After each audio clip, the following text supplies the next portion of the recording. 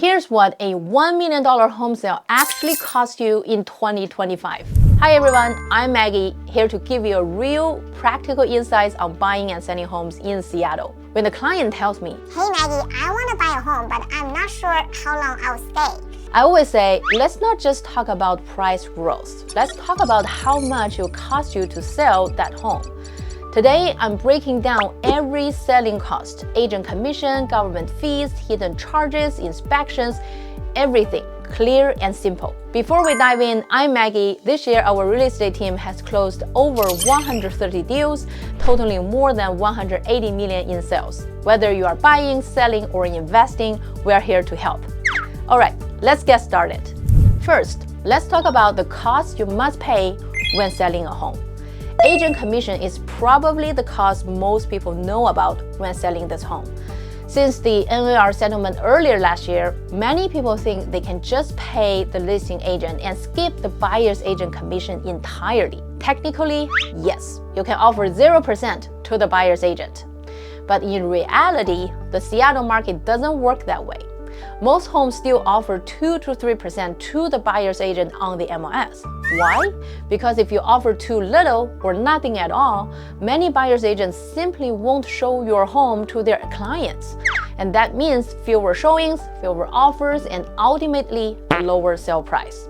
Especially in today's more balanced or even buyer-friendly market, offering zero commission to the buyer's agent is risky. So in practice, most homes are still listed with a total commission of 5 to 6%, split between the list agent and the buyer's agent.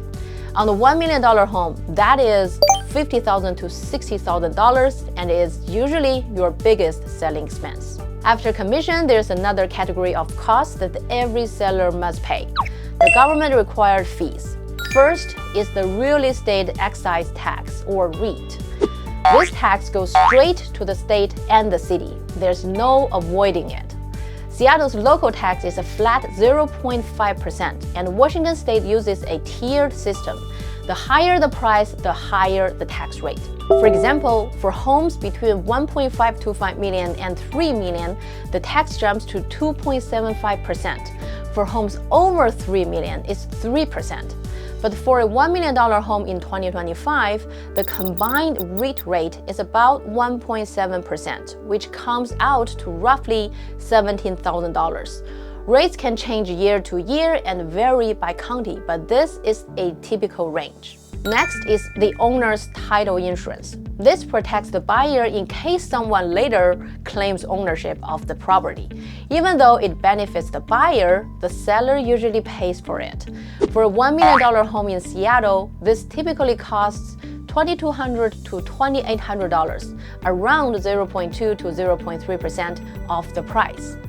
Then we have the escrow fee. This goes to a neutral third-party company that handles the paperwork, funds, and the entire closing process. For a $1 million sale, the seller usually pays around $2,000, again above 0.2 to 0.3% of the home value.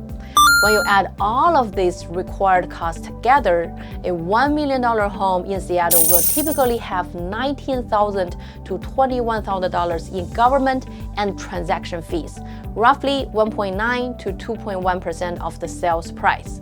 So just between commission and mandatory fees, selling a $1 million home already costs over $60,000 to $70,000 before you spend anything on repairs, staging, cleaning, or inspections.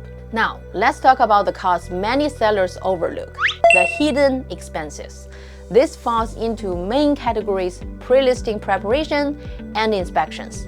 First, pre-listing preparation. If you want your home to sell quickly and at a strong price, you almost always need to invest in prep work. It usually starts with a deep cleaning, not just wiping floors, but cleaning the kitchen, the carpet, the windows, everything. Depending on the size of your home, this typically costs $400 to $1,200.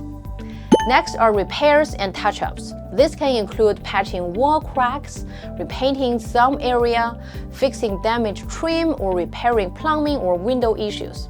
If it's simple touch-up work, the cost may be a couple thousand. But if you need fresh paint or updates in key areas, $5,000 or more is very normal. Then we have yard cleanup. If your home has a front or backyard, first impression matters. Trimming grass, adding some plants, or refreshing the landscaping usually costs $200 to $1,000, depending on the size of the yard. Another major item is staging, bringing in furniture and decor so your buyers can imagine living there. The larger the home, the higher the cost. Most staging jobs run $2,000 to $5,000, and luxury homes can easily go above $10,000. You'll also need professional photos and a 3D tour. This helps your home stand out online, where most buyers start their search. A full media package typically costs $1,000 to $1,500. Next, inspection costs. The second category is inspection, and doing this before you list can save you money and headaches. The main one is a full home inspection, which checks the roof, foundation, electrical, plumbing, and more. This usually costs you $400 to $700. Then there is sewer or septic inspection. A sewer scope is relatively affordable, about $250 to $350, and it can help you catch blockages or leaks easily. If your home has a septic system, that inspection will be $500 to $1,000. Overall, inspection costs range from $650 to $2,000, but catching issues early lets you fix them on your terms and avoid price cuts or cancel deals later. So when you combine prep work and inspections, most sellers spend several $1,000s, sometimes over $10,000, but some realtor teams, including ours, will cover staging, photography, video, and marketing as part of their services, so you don't pay for these separately. Not sure what to fix, which inspections to order, or how to budget? Just message us. Our team will customize a plan for getting your home ready to list. Now that we've covered the fees, let's talk about another important cost, capital gain taxes. Capital gain tax is the tax you pay on the profit from selling your home, and the rate is roughly 20%. And here's how to calculate your profit. Take your sales price, subtract all selling costs, then subtract your original purchase price. What's left is your profit, and you'll pay 20% of that in capital gain tax. Let's look at an example. You bought your home for $700,000 and sold it for $1 million. With 10% in selling costs, you net $900,000. $900,000 minus $700,000 equals to $200,000 in profit. 20% of $200,000 is $40,000, and that's what you'd owe. But here's the good news. If it's your primary residence and you've lived there at least 12 months out of the last 5 years, you get an exemption. $250,000 for singles and $500,000 for couple. So with $200,000 in profit, you'd owe nothing. If your profit is $300,000 and you are single, only the $50,000 over $250,000 is taxable, and that is $10,000 in tax. For investment properties, there's no exemption. You pay the full capital gains tax. If you are a foreigner selling U.S. real estate, you also pay capital gain taxes at 20%, calculated the same way. But the difference is the IRS withholds 15% of the sales price upfront to ensure payment. So on a $1 million sale, they hold $150,000. When you file your taxes in April, they'll reconcile it.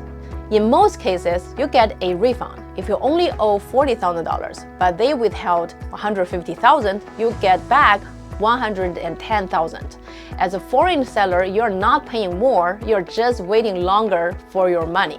Of course, strategies like the 1031 exchange can help you defer taxes legally. We can cover that in a future video.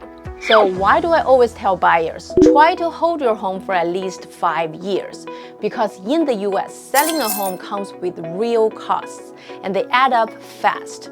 Let's take a $1 million home as an example. First, you'll pay around $50,000 to $60,000 in commission, and that's 5 to 6%. Then you've got required government and closing fees, taxes, title, insurance, escrow, usually around $20,000. Next, prep costs like cleaning, repairs, yard work, staging, and photos that can range from $5,000 to $20,000 depending on your home's condition. And don't forget inspection costs, things like pre-inspection, sewer scope, maybe septic. That's another $600 to $2,200. On top of all that, you may also owe capital gain taxes, which could be tens of thousands of dollars, depending on your profit. Add it all up, and your total selling cost is around $76,000 to $102,000, even over 10% of the home's value. That's why if you sell after just 2 or 3 years, the home's value probably hasn't grown enough to cover all that. You could break even or even lose money. But if you hold for 5 years or more, your home has more time to appreciate, and you have a much better chance of walking away with a profit. So remember, real estate isn't about quick wins, it's about time, patience, and long-term value. My team has listed more than 50 homes in the Seattle area this year, and we know the numbers in every neighborhood. If you want to know how much you could actually take home by selling your place today, check the link in the comments and we'll run a free estimate for you. I'm Maggie, thanks for watching. I'll see you in the next video.